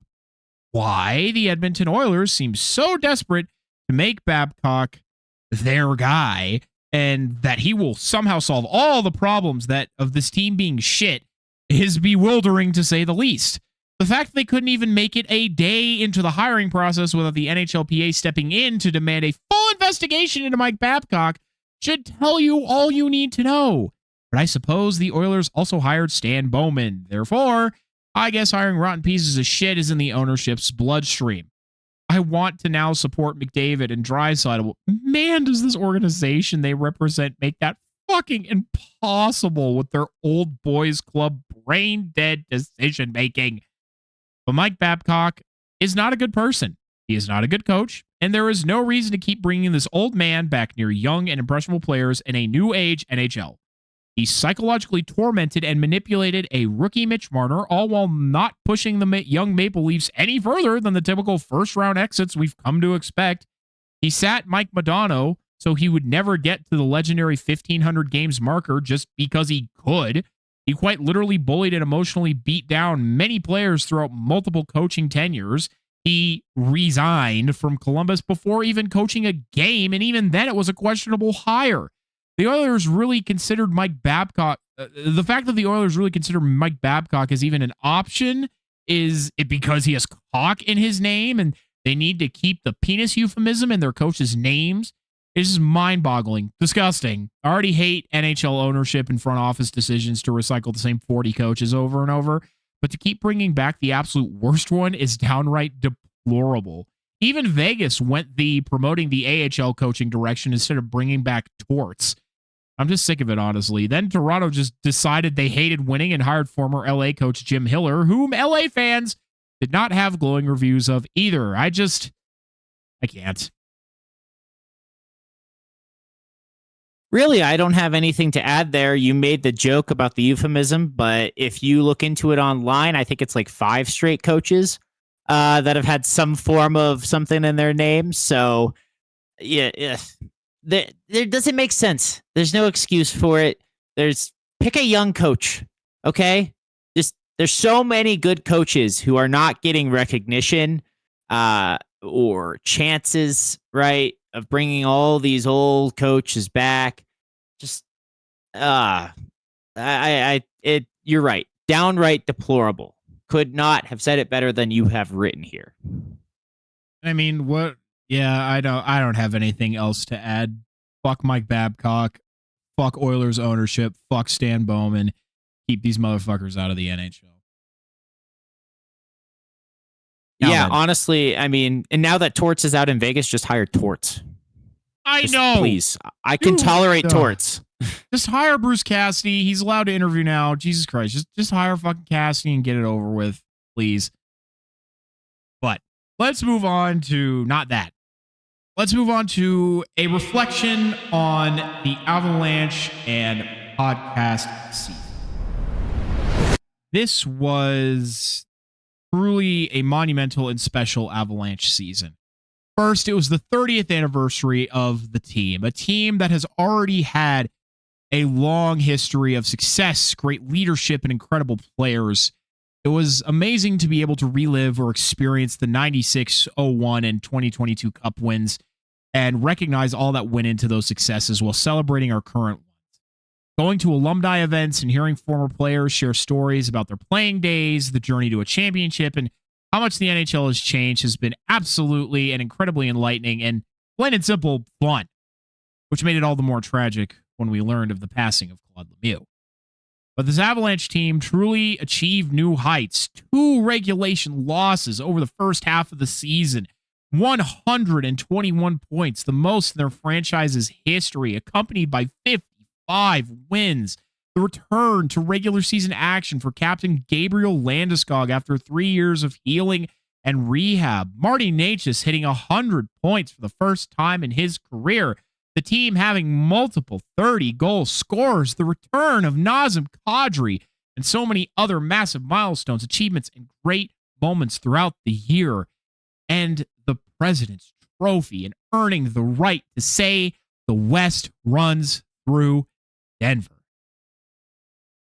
But at the end of it all, I can't help but be disappointed. It is not weakness or wrong to reflect upon and relish in your victories as we just have, unlike what some comment sections on Av's social media want you to think. Because if we only wallow in defeat and negativity, it consumes us and becomes who we are. And that isn't what we want. Instead, we want to take those negative feelings, the defeat, and learn from it and grow from it. Use it as fuel for our fire and the basis of our motivation because we don't want to feel that way again.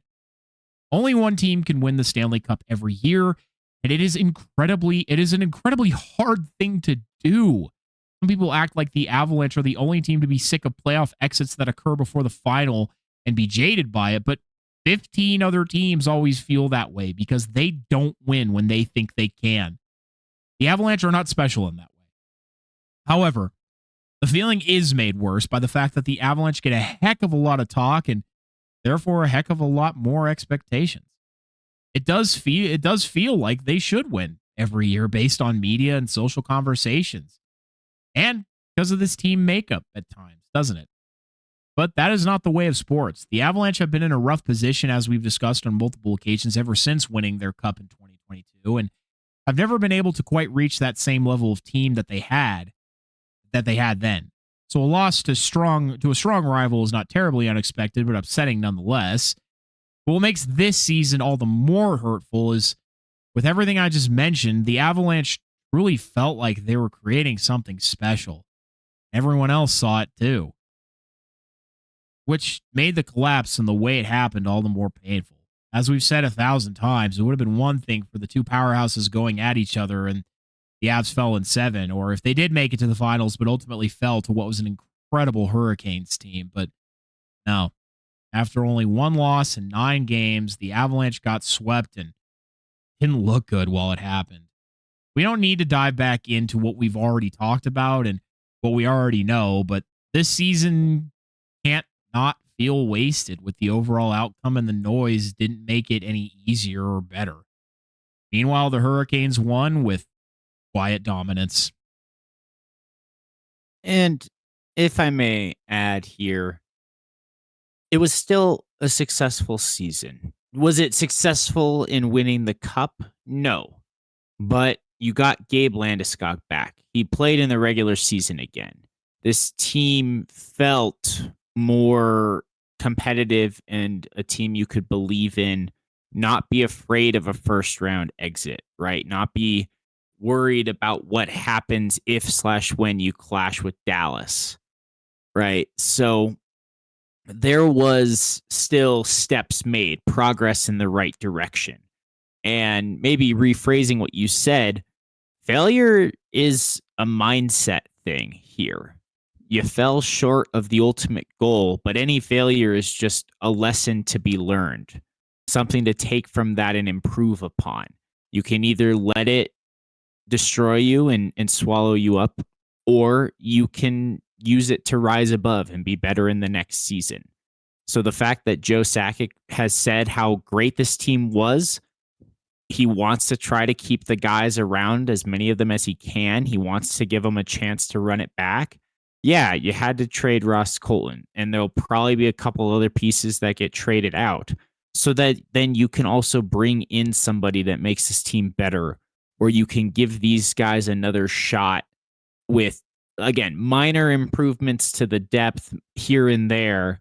But you know what needs to be done. This was still a very successful regular season of dominance early on. So maybe with lower expectations on this team, a little bit less limelight, they can go on to be the ones with quiet dominance next year. So trying to put a little silver lining of hope here as well, where even in a sense of where the season was a failure, it was still also a massive success in multiple ways. No, and I appreciate you following it up with that. I think you kind of put into words the rest of my thoughts and emotions. And also, it's not hopeless, Avs fans. This was not the last shot at a cup. This team is still very much in their contention window and can run this roster back for another few years. Try again, but making those tweaks and improvements, which they've already started to do. So,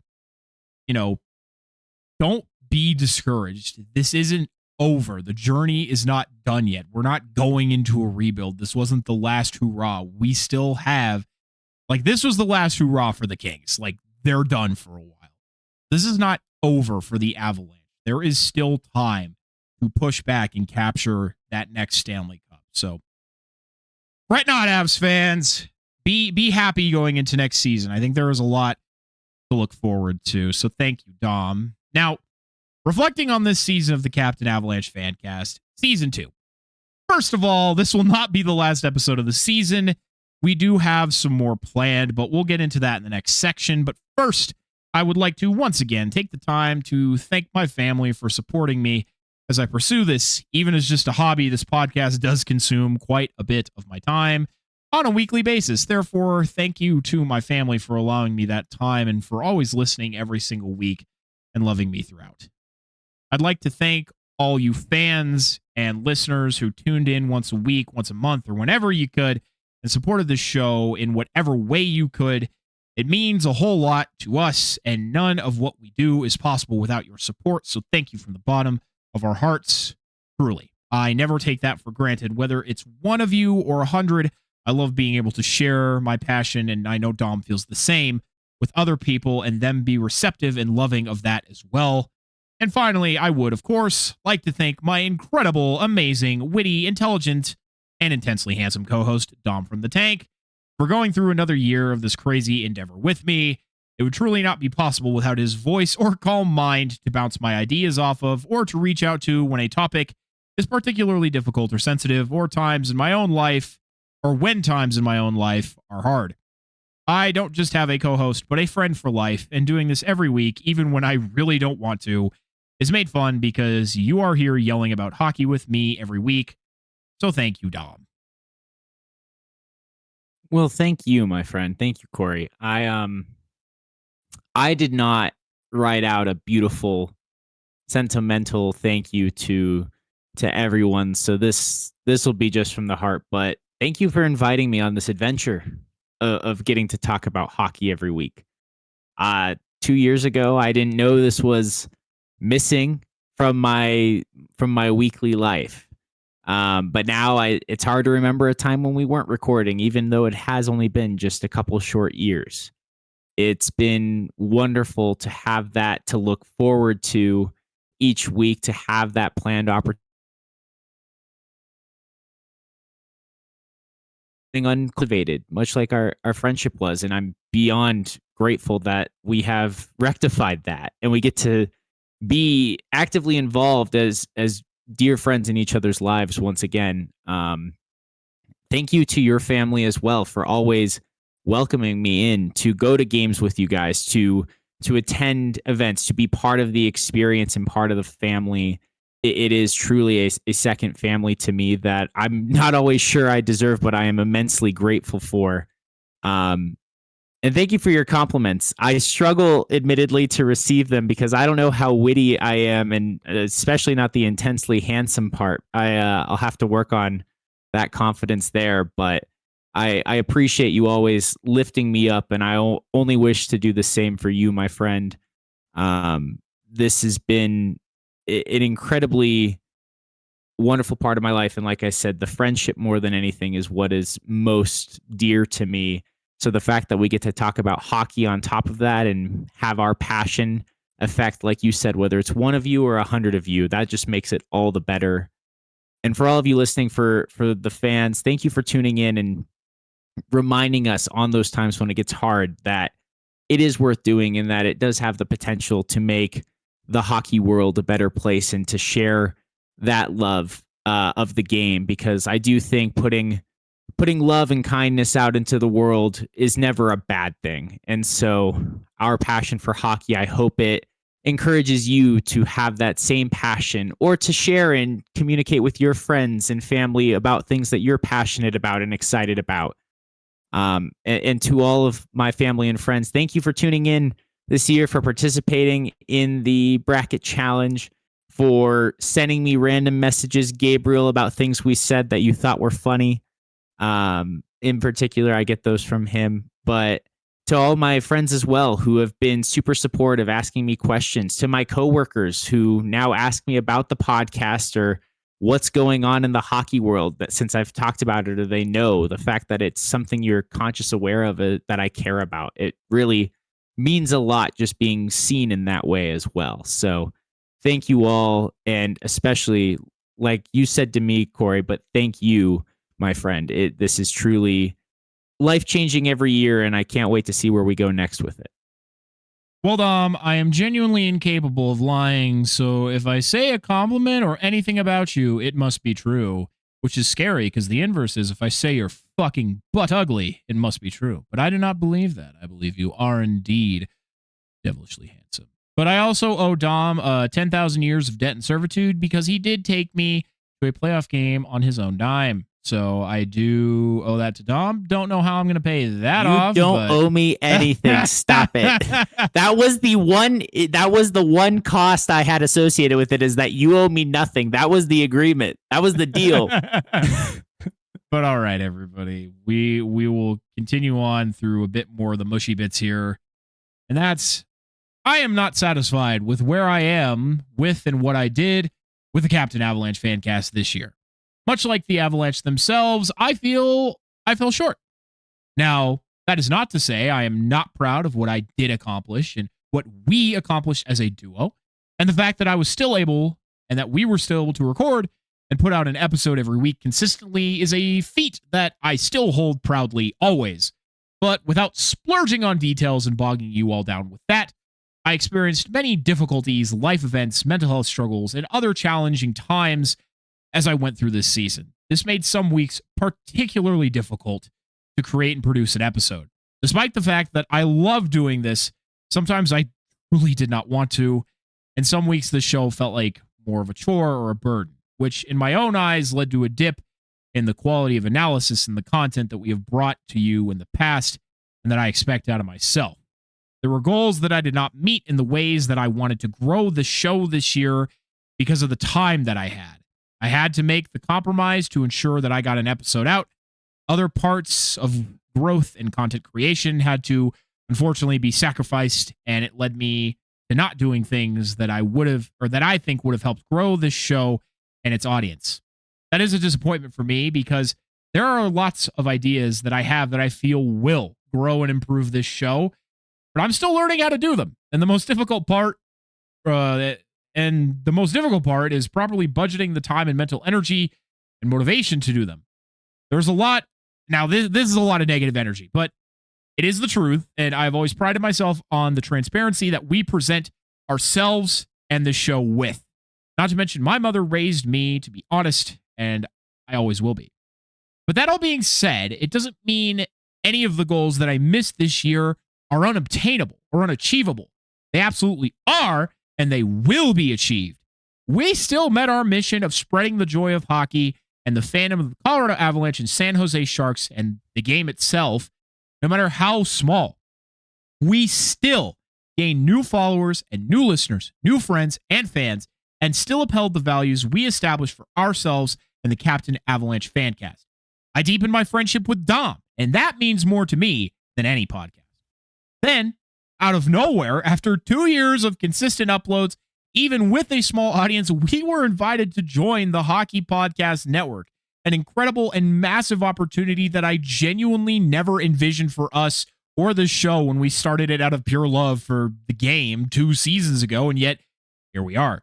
So, there is still lots to be proud of and lots to be thankful for, and just because there were goals that went unmet does not mean that I and Dom and we will still, me and Dom will not, wow, what the fuck, won't be still striving to meet those goals. I think you messed up what I was trying to say. I bet what have you done? I didn't change that there. Then yeah, that's just my not fault. Me. That's just my fault. Because we will. We want to make the Captain Avalanche Fancast the definitive show and fan experience for the Colorado Avalanche, even if they don't like our sign on the ice. So thank you all for still tuning in this year and enjoying what we had to say despite my own shortcomings. Dom has none. He is always perfect and prepared every week. Okay, stop it. Your mom better slap you on the wrist for that one, because that is a lie if I've ever seen one. Not a lie. I am by no means perfect, and nor do I want that pressure. And I'm with you. It's sometimes hard to be prepared every week.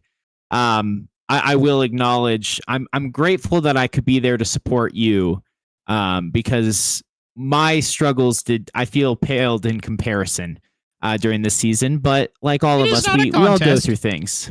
Oh, absolutely not. But we all go through those seasons of sometimes it's more of a drought, sometimes it's a time of plenty, sometimes it's somewhere in between, and we're getting by, and it's not too high or too low, and the stresses come and go. But that's part of being human, and so I'm just glad I could be there to support you through it all and continue to do so, grow closer in our friendship, the most valuable thing, like you said.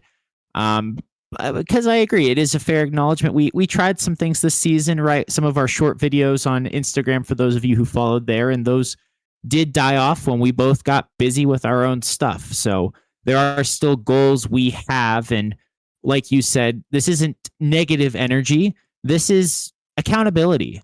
It's only negative if we're being hyper self-critical, but being accountable to the fact that we did accomplish our mission statements while not accomplishing all of our goals, just as a reminder to continue striving and pushing forward so that we can continue to learn and better ourselves and better the product, I say product, but more the production of what we bring to you all listening each week. And of course, thank you, Corey, for, in spite of everything, always doing the behind the scenes to edit, to upload everything with these episodes, for coordinating all of those items that I quite honestly don't understand and would be quite overwhelmed by, I think. So just want to put that out there and say thank you again for that. And thank you all, as Corey said, for still tuning in each week, each year.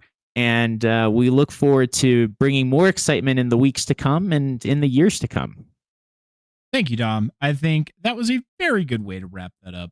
But it's funny, bro is an aerospace engineer that does top secret work and is in much more high pressure environments. That is not true. And it does much more, is in much bigger high pressure environments than this. He acts like he can't go beep, boop, audio sound good now, add sound effect. He would understand it too.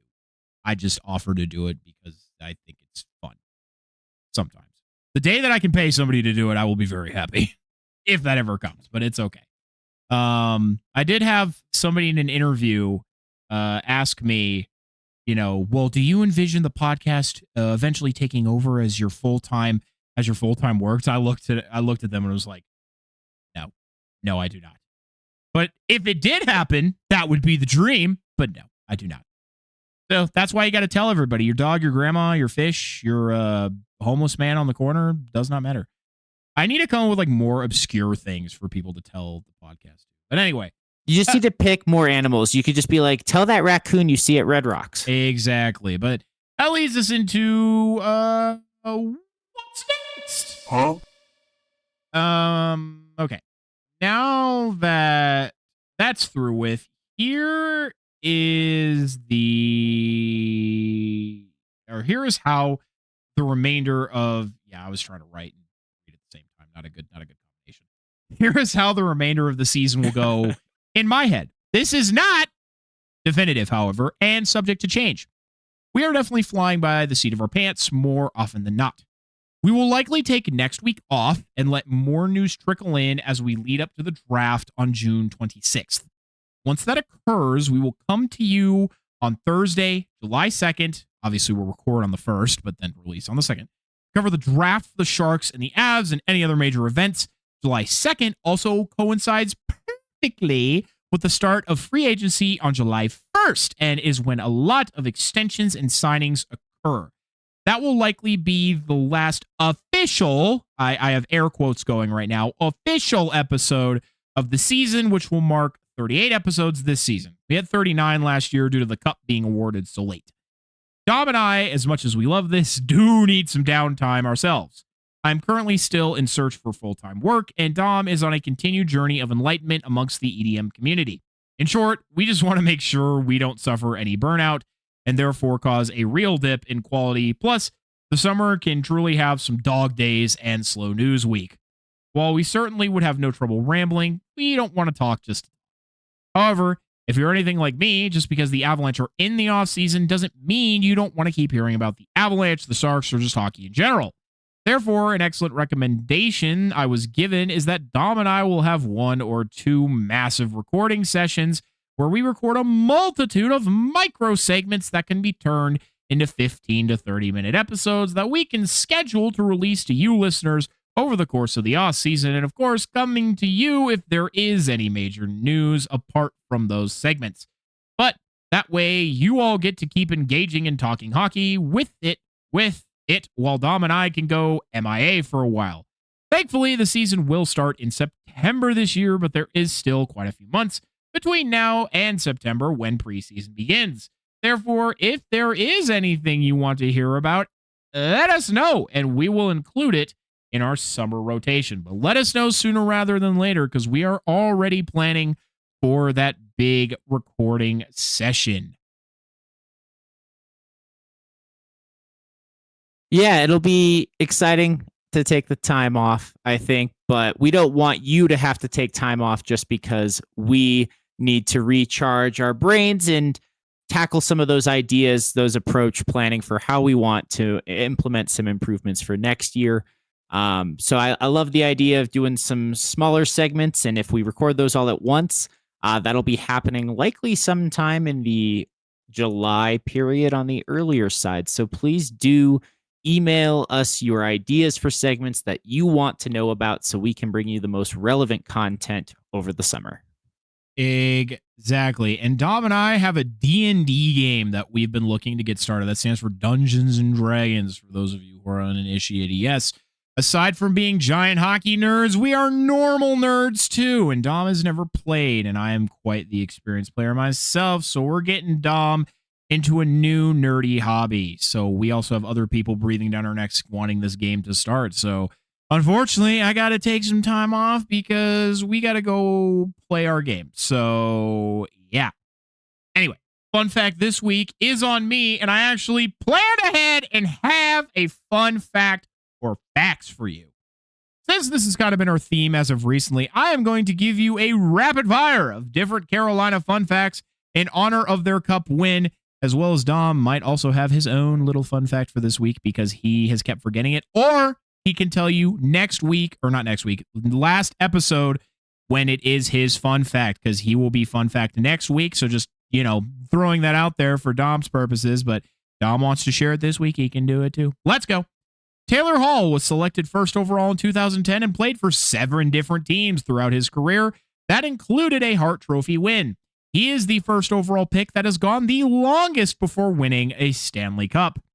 Jordan Staal was the oldest player to ever win the Conn Smythe at 37 years old and also set a record with the highest faceoff percentage ever recorded in a Stanley Cup final at 68% across the entire series. He also finished the playoffs with a faceoff percentage of 56.8% across the entire run, the highest this year.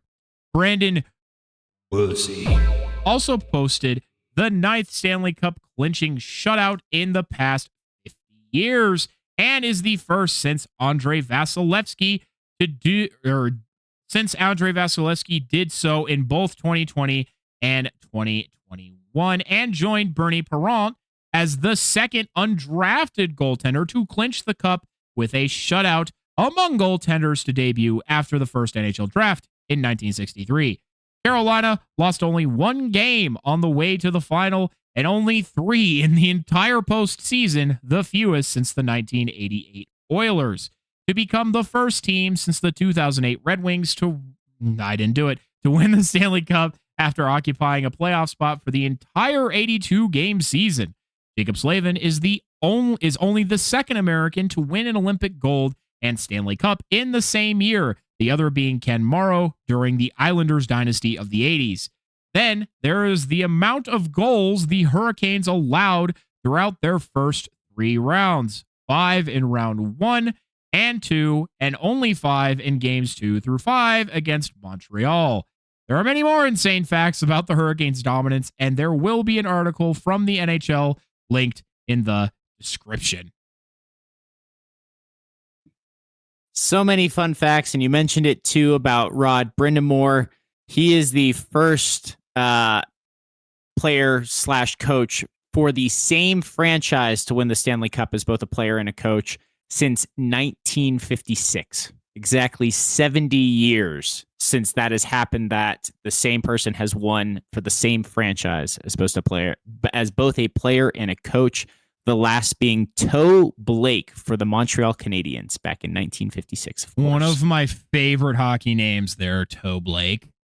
So yes, everybody, go and check out the article. Like I said, there is a lot more that I did not include here, and it is literally just a bullet-pointed list of a bunch of awesome stats and factoids. Well, everyone, the clock is counting down to the final horn. We really appreciate you taking the time to listen to this episode of the Captain Avalanche Fancast. If you have something you want to know about the Avalanche Sharks or just hockey in general, reach out to us on our socials or email, and we'll be happy to try and answer it. The best thing you can do if you like what we're doing here is to follow us on whatever platform you're using and to share this podcast everywhere you can with everyone you can. I'm Captain Avalanche Corey. And I'm Dom from the Tank. Check out our new episodes every week. Thanks, everyone. Thank you.